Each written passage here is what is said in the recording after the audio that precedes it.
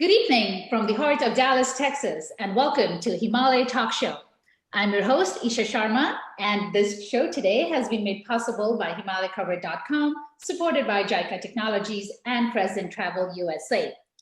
I'm welcoming today in my show, the guest is Jeromey, who is running for election to the Texas House of Representatives to represent District 91.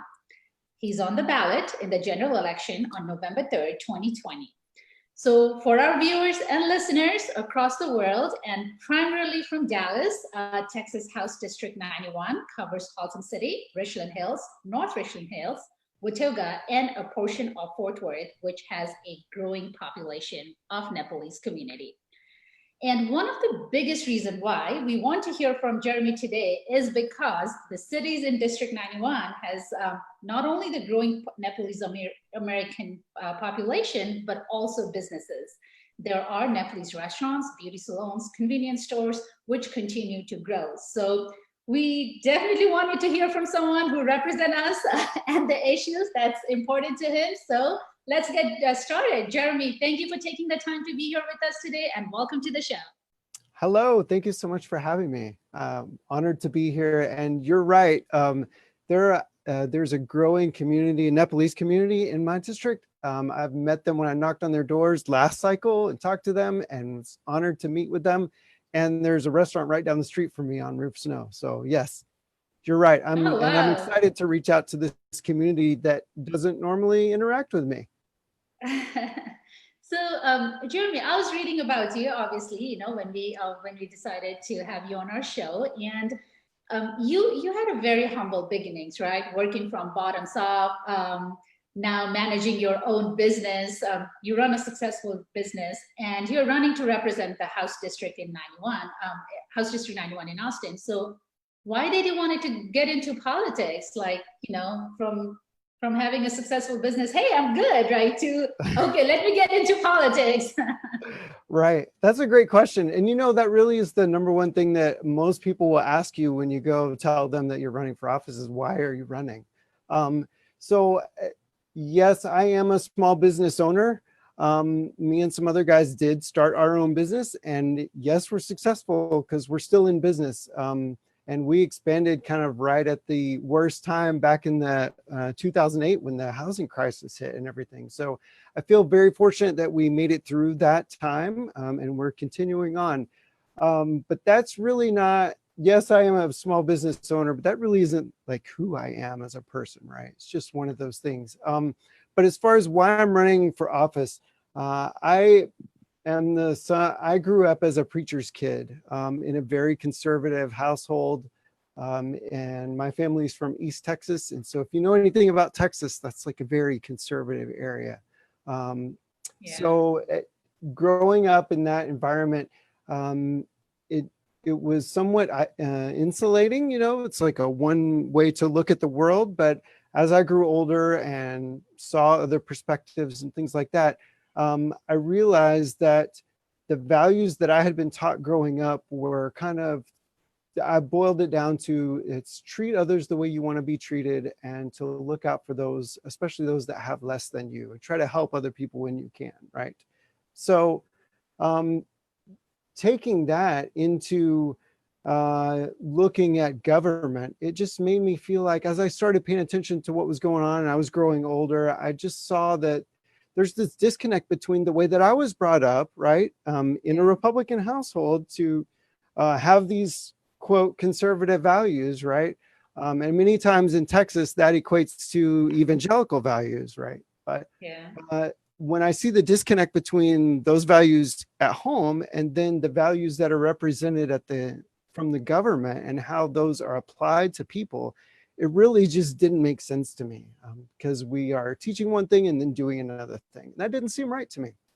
So one of the things that I also was taught growing up was that you should be a informed citizen, and it's your civic duty to go vote, right? So all of you out there who are watching this, please make sure that you go vote, because it is your civic duty if you're eligible to go vote. So I still believe that. And so I always try to do that. But when I watched the debates going into the 2016 election, and being a political nerd, I watch all the debates, whether it's a Republican or a Democrat, because I really want to see what people have to say and try to get a sense of who they are, even if I'm not likely to vote for them, right? So as I watched the debates and I saw the rhetoric and anger and divisiveness that was going on in the debates, it just made me fearful, kind of honestly, for our country. And not even feeling that maybe Trump would win, but just seeing that that was the mindset of so many people in our country, it just made me worried for our country. And it made me question, like, who are these people who feel so strongly against, others, basically people who are not white, right? Yeah. It just made me worry about, like, where are we going as a country? So anyway, I was already worried about it. And then on that night when Trump won, it was just devastating, because it just kind of reinforced the fact that we're going in a bad direction, right?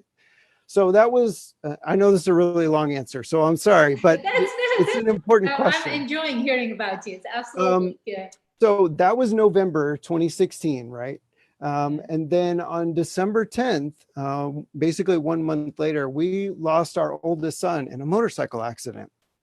He was 18 years old. And so, like, those two things do not compare in how painful they are or difficult to handle, right? But it was like a 1-2 punch to me, because on the one side, I saw my country like being attacked or kind of maybe coming apart from inside. And then on the other side, like having to deal with this great loss. It was just, of course, devastating, right? So, but I will say that in the week after he died, we put together a memorial ceremony, and we had it outside at a city park in Watauga. And we invited the kids from the school because we felt like it was important to bring in the kids from the school who were his friends, because we want them to participate in the process and be able to grieve as well, right? Because a lot of times people don't realize that kids feel the pain just as much as we do. So anyway, we as part of the ceremony, we offered for friends to come up, or if they didn't want to speak publicly, they would write messages on the cards. And we asked them to just share a memory of Jaden and what they thought of him as a friend. And so it took some prodding for some of the kids. It took a while for them to come up, but eventually we heard story after story of these high school kids getting up in front of their peers and strangers and holding a microphone and telling us how Jaden was the kid who would always show up to give me a ride if I needed a ride, or if I was short on money, he, even if he didn't have money, he would go find it, and then we would put gas in the car and be able to get to where we go.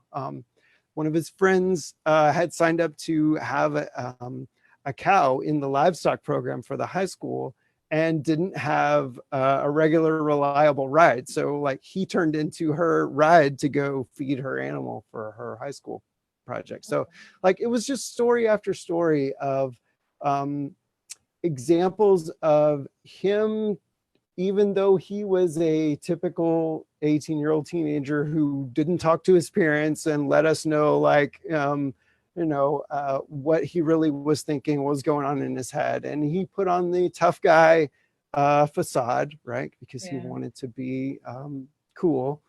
What it just showed us was that he had taken the values that we had tried to pour into him as a person that we felt were important. And he was ready to put those back out into the world. And then that with him dying is something that had been lost in the world. And so when you go through a loss like this, it's not like you get better, but there is a way that you can move forward. And one of the ways that you move forward is by thinking about your purpose and how you want to make a difference for the rest of your life. And so when I looked at my history and love of our country and interest in government and public policy and how it can benefit everyone in our culture, I saw an opportunity to take what had been taken when he died and try to put those values into action by running for office. And it has been such a rewarding experience to be able to see those values be put into action, not just by me, but by all the volunteers and people who participate and vote.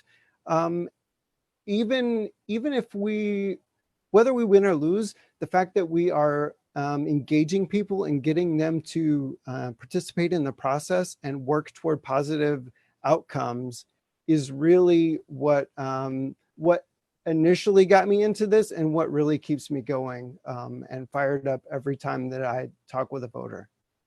Wow, thank you. Thank you for sharing such powerful story. Grief definitely, brings a lot of perspective to people. It's amazing, coming from a Republican household to having a different perspective that you currently have. Yet, when you say it doesn't matter whether I win or lose, but I guess the difference that you're making into people's lives. And I can, if I were to share my experience, I said, I didn't know about you before, we decided to bring you on the program. And then when I started reading about you, I was like, wow, I'm in Euless, as I mentioned, and he's right here. And I didn't think, so definitely now I know about you. Now I know about your, what you represent. And it's definitely good to have people like you thinking, about our community and looking for us to represent in Austin. So thank you for that. So moving along, if I was to introduce you to our Nepalese American community members and voters in District 91, which, as you mentioned, and once again for our viewers and listeners, Haltom City, Richland Hills, North Richland Hills, and Watauga, and a portion of Fort Worth, what would be an accurate representation on the issues that you represent? Yeah. Okay. So there's a couple of things before I tell you the issues. Any politician can come up with an issue and a good answer on that issue, right? That's kind of what we do. But I come to this from a big picture perspective because I work in IT and I look at systems and I solve problems. That's just how my brain works naturally. And so when I apply that same problem solving skill set when I look at policy and try to solve problems in the government with the additional perspective of using my core values of treating others the way I want to be treated and looking out for others, right? So you put those two things together and it is impossible to come up with anything else other than we need to make sure that we have good public school education in Texas and all the things that go along with that, like protecting our kids, taking care of our teachers, taking care of our retired teachers, and engaging parents, and making sure that everybody has the opportunity to succeed and actually achieve the American dream, right? So that's education is definitely one of my big issues. Making sure that we expand healthcare access in the state of Texas and all the other things that go along with that. In both of those areas, Texas is at the bottom of the list, or depending on which way you sort the list, right? We are 48th in per student funding among all the other states in the United States. So we are really low in our education funding. And I'm not saying that extra money is going to fix all of our education problems, right? But I can tell you for sure that having less money is going to hurt education, right? So Agreed. Having education good education access for all of our students. And then Texas also has the highest number of uninsured individuals of any state in the United States. And we don't have the highest population. So I'm telling you, there are people who are in power in the state of Texas who could do something to expand access to healthcare, good quality healthcare, and they haven't done it. And we need to be asking them questions like, why haven't you done it? And when are you going to do it? Wow. the stat kind of, when you said we are 48, Yeah. I'm very always loud and proud to be a Texan, but to know that that's where we are in terms of our funding for education, Yeah. it is disturbing. It's Let's put it that. crazy. I Yeah, definitely. it really is. And it's even more crazy because if you've been in Texas a while, or you like take on the Texas spirit, you understand that there are so many Texans who are super proud to be from Texas, and we feel like we are independent and could be our own country, and we're number one, Yep. right? Like Yep. that's Yep. just the Texas way. But Yeah. when we look at what our legislators have done to our infrastructure, we may feel like we're number one, but we're not. Like we have a long way to go and lots of work to do. Well, thank you for representing those issues for us, because, like you said, sometimes we are so much into our own bubble, that we think like, oh, things are running great, everything's good, and then we don't realize where we actually stand. If I could sneak in one other issue, I will. Sure, sure, Okay. absolutely. Because I think another thing that a lot of people don't understand, especially because like we don't get the same coverage for our Texas issues as national issues do, especially in this news environment. Like, there's so much going on in Washington, D.C., but really the things that impact our life are going on in the state government and in local government. And in my civics class or government class that I took growing up, I was always taught that the closer the representative is to you in the hierarchy of elections, the more they impact your life. So like your local elected officials at your city, those are the elections that are most important, because those are the people who really impact your life on a day-to-day basis, with things like good streets and making sure that the community is safe and things like this, like code enforcement, right? Yeah. And as you move up, like the state level, county level, and then the federal level, the people at the bottom are the ones who really impact your life. But those are also the ones who are most easily influenced by your voters who are watching this, right? Because it doesn't take but a couple thousand votes to get someone elected in a typical city election, because so few people vote, right? And what I'm saying is those are the offices that we have the most power over, because you and 10 or 20 of your friends can show up at city council meetings all wearing the same shirt and all using your 2 minutes of public input time to advocate for an issue. And your local elected officials will hear you and they will act on those issues, because they must if they want to do the right thing and keep their seat, right? Yeah.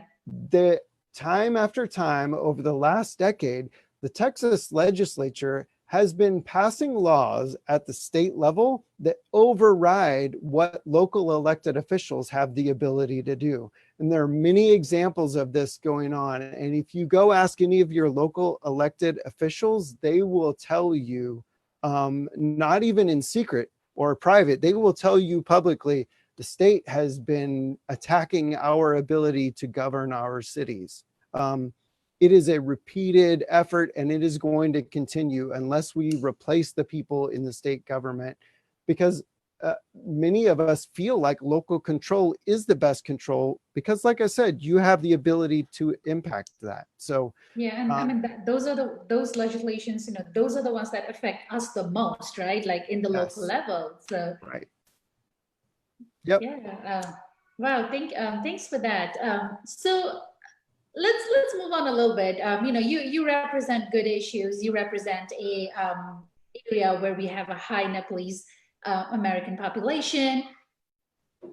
But I was looking through your campaign finances, all public record, and I noticed that you run a campaign without any corporate PAC money, and you run a very lean campaign. Okay, how do you do that? Like, aren't there struggles? Like, do you have to make choices? Like, how? Well, first of all, why did you decide to do that? Let me ask that, because I'm sure there are a lot of corporate money that they want to donate to your campaign. And secondly, what are the struggles that or the choices that you have to make? Yeah, that's a good question. And I love talking about this issue because if you, again, look at this problem or this situation, maybe it's not a problem, I think it's a problem. If you look at this situation from a troubleshooting or logic standpoint, there are direct lines that can be drawn between the large donations that are made to state representative and senatorial campaigns, and then the votes that are taken in the next session of the legislature. And it happens time after time. And I'm certain that many of your viewers do not know that in the state of Texas, there are no campaign contribution limits for individuals to any state campaign. So basically you can totally influence the campaign with the money? Yep, absolutely. In fact, there are some guys out in West Texas who are made billions of dollars in the oil and gas industry, and they donate to especially conservative candidates all over the state of Texas to try to get them elected to the Texas House and the Senate so that they will get in office and pass legislation that benefits them. So being a problem solver, I really have thought about this deeply, and in my heart, I believe that if we don't remove that undue influence of big, what I call corrupt money in politics, especially in Texas, if we don't remove that influence, we are never going to get the policies enacted to benefit regular people like me in my district. And so because of that, whether they wanted to donate to me or not, it's not in my best interest or my people that I'm running to represent their best interest for me to be kind of on the take from those special interest groups. So I don't take corporate PAC money. And you're right, it is a lean campaign. This last cycle, we did some analysis on the donations, and my average dollar donation was $25. So I love that. And I'm so proud that while I would love to have, $1 million to run my campaign, I'm so proud that I have so many individual donors who sign up on the Act Blue and they give me their $25 or $50 or $100, whatever they can every month, because I believe that our government was designed to be representative of the people. And if the people believe in me, then that means that I am representing them. So along with that stance comes the struggles, right? Do you have to make choices? Do you have to make compromises? Oh yeah, for sure. If you talk to political consultants and experts, they will tell you that the number one way to win a political campaign is by sending US postal mail to voters, right? But that is so expensive to do. I mean, you've got the printing costs, you've got the targeting costs and the postage. That is really where the bulk of money goes if you are trying to win a race at the level that I'm running at. You're not going to put up billboards or like buy TV or radio ads. Those are super expensive, but the mail is really where you win an election. And so we are lean, but and we may not have $1 million, but we have a lot of volunteers. And so we are doing things like purchasing postcards. And we have volunteers who are handwriting messages on the postcards. We could get it printed, but we feel like if you receive a postcard with a handwritten message on it from a voter telling you, look, I'm voting and this is why voting is important to me, please go vote. We feel like that is more of a personal message and maybe it would resonate with more people. And so along with that, we also have volunteers who are donating rolls of postcard stamps or postage stamps. We're writing letters to people that we know are unregistered voters in our district because we have over 3,000 suspected Democrats who are unregistered to vote in our district. And so we have volunteers who are writing letters to those people and also donating postage to get that message out. So yes, we struggle with raising as much money as my competitor for sure, because we're not taking money from big healthcare PACs or things like that. But we have people. And if you have people, you can get the votes. It is more work, but we have a lot of people who believe in the mission. Yeah, so to all our listeners, viewers, if you haven't registered to vote, please register to vote and please vote because like Jeremy said, that's the only way you can actually help to make an impact in the local election. Doesn't matter whom you vote Republican, you vote Democrat. I mean, obviously you come from a Republican family and now you're running for as a Democrat candidate. So it doesn't matter whom you vote, as long as they align with your ideas or ideologies, but just go vote, because that's the way. To be clear, I grew up a Republican, but I am a Democrat, so I'm not like some secret Republican. Or my views on things have changed over time. So yes, I'm a Democrat. Yes. So just everybody out there, please go vote. That's the message. If we haven't been able to say anything, throughout this conversation, I think that's what something everybody should take away from this conversation. And I really loved hearing about you. So you ran last time too, right? And you lost. Yet you decided to run again. How did you overcome that defeat? Like, why did you decide to? Well, I guess I kind of know now by talking to you, like why you decided to run, but how did you overcome that defeat? And was it easy to say, hey, let me do this again? Yeah. Nothing about this is easy. So I don't want, it may look easy on this video and, when I do my Facebook lives, but like, it's hard work for sure. But it's one of those things where you hear people say, if you find your passion, it doesn't really feel like work, even if it is work. If I had shown up in 2018 and run for office with the only goal of trying to win that election, then it would have been pretty devastating to lose, right? Because even though I gained almost 10 points over the last guy who ran, we still lost by a significant number of votes, right? I mean, it wasn't close, and I'm not going to tell people that it was, but I'm in this to try to make long-term change. And you do not come in and win an election with the numbers that we had in one cycle. It takes a while, right? So I am working on building a broad foundation of people who are engaged voters who are focused on change. And I believe we are doing that. I see it every time we have an event and the people show up and there are more and more people that get involved. I'm looking at this for the long term. And so whether we win this election or not is not determining how hard I work, and it's not determining how long I work. I'm in this. Thank you. And as you know, we're doing Facebook Live and we're getting some questions from our viewers.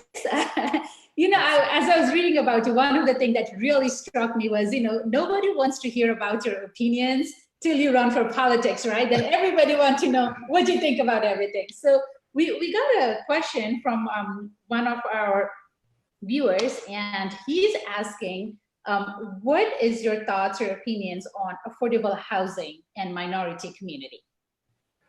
Yeah, so this is an interesting question, right? Because as a concept, I believe many Texans are in favor of everyone being able to afford housing, right? But this particular issue has so many different inputs to it that can determine the outcome.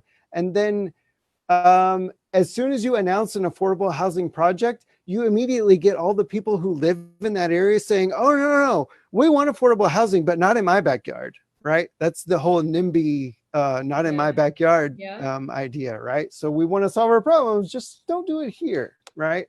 I think that when I have looked at this issue, it becomes clear to me that if you concentrate all the affordable housing in one particular area, that is not an effective way to make long-term change in that in the lives of the people who are in that housing. So it's kind of like integrating our schools back when that was an issue. If you spread out into already established communities that have fully functioning everything, if you place people there in a community that's already functional, then you raise the chances that they are going to be successful in that area. So I am definitely in favor of affordable housing for Texans, especially people who struggle to pay all their bills. And let me just say, we in the state of Texas have not raised our minimum wage in a very long time. Like, you cannot live, there are so many studies out there that talk about how you cannot live on a minimum wage job. And that is something that could be changed at the state level that could also help in this being able to afford housing. Thank you. I have one more question. I know, we generally run a 30-minute show, so we're almost up to the mark. But if you are willing, I would like to raise that question too. I'm game. Okay, this came from another viewer. He's saying, what are the immigration policies that you are going to represent us, or what issues will you help raise?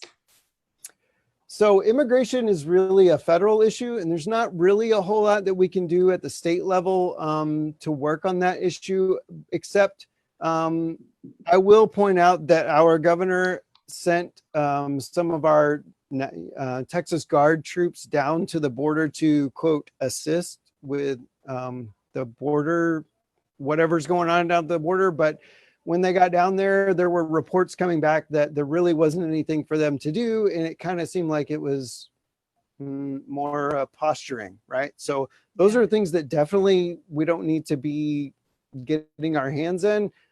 Immigration law is a federal issue, and the state really doesn't have any jurisdiction to decide anything about immigration.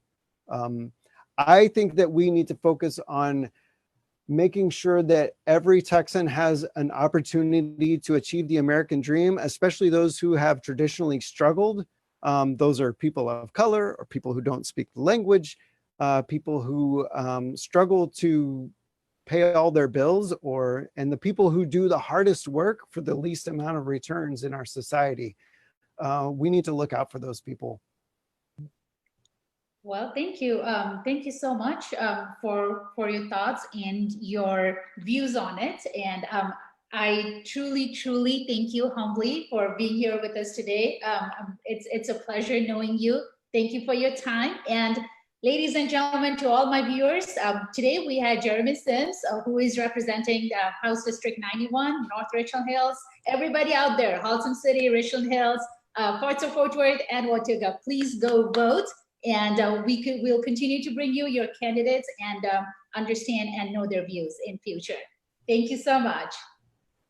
Have a good day. Thanks. You have a good weekend. Yep.